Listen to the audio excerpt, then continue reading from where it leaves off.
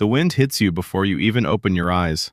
It cuts through the animal hide draped over your body like it isn't even there. Your breath fogs instantly. The ground beneath you is frozen solid, and the fire that kept you alive through the night has burned down to a faint orange glow barely the size of your fist. You are not in a movie. You are not in a dream. You are somewhere in Europe, roughly 20,000 years ago, at the height of the last glacial maximum, the coldest, harshest peak of the last ice age. And getting through today is not guaranteed. For most of human history, this was real life. Not for a week, not for a season. For tens of thousands of years, your ancestors navigated a world so cold that glaciers covered nearly a third of Earth's land surface. Sea levels were 120 meters lower than they are now. Entire regions that are temperate forests today were open, windswept tundra. Woolly mammoths were not a curiosity. They were dinner, and also a genuine threat. How did they do it? How did early humans not just survive, but actually expand across the planet during the coldest period in recent geological history? The answer is stranger and more impressive than you probably think. Start with the cold itself. The last glacial maximum peaked around 26,000 to 20,000 years ago. Average global temperatures were roughly 6 degrees Celsius colder than today. In northern latitudes, what is now France, Germany, Russia, Central Asia, winter temperatures could plunge to -30 or colder for weeks at a time. That is not survivable with bare skin. It is barely survivable with modern technical gear. So the first thing your ancestors figured out was clothing. Not just wrapping a hide around their shoulders, real, engineered clothing. Archaeologists working at sites like Sungir, a burial site near Vladimir in Russia dating to around 34,000 years ago, found the remains of individuals buried with thousands of tiny ivory beads sewn directly onto what must have been tailored garments. The bead placements map out the seams of shirts, trousers, and boots. This was not simple wrapping. This was construction.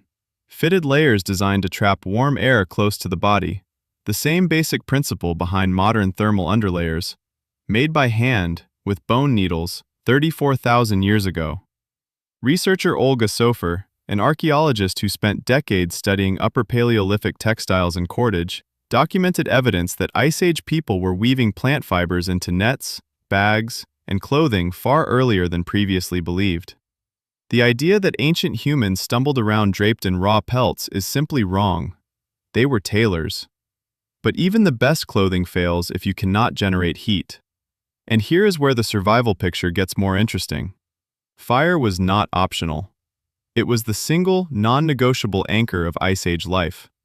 Your ancestors were not rubbing sticks together in the cold and hoping. By the last glacial maximum, fire-making was a refined, practiced skill. Sites across Europe and Central Asia show evidence of dedicated hearths, not just fire pits, but structured, stone-lined hearths built inside shelters designed specifically to radiate heat efficiently.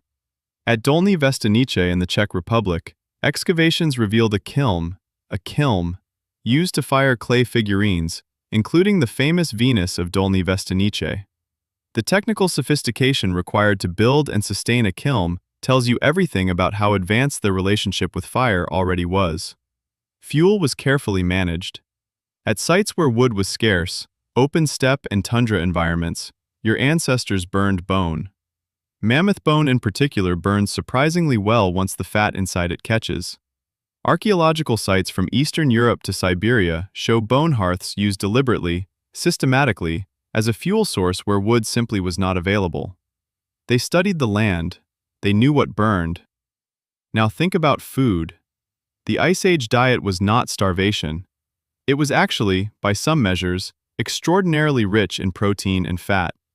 The megafauna, the large animals, that existed during the Ice Age were the most calorie-dense food sources on Earth.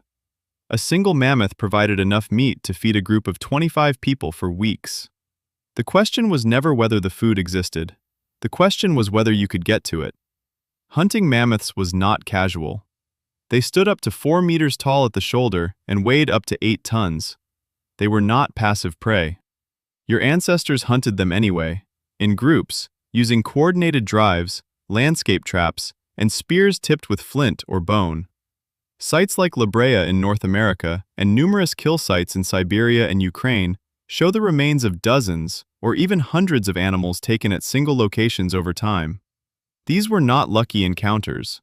This was organized, strategic, generational knowledge about animal behavior, migration patterns, and terrain. Researcher Paul Mellers, a paleoanthropologist,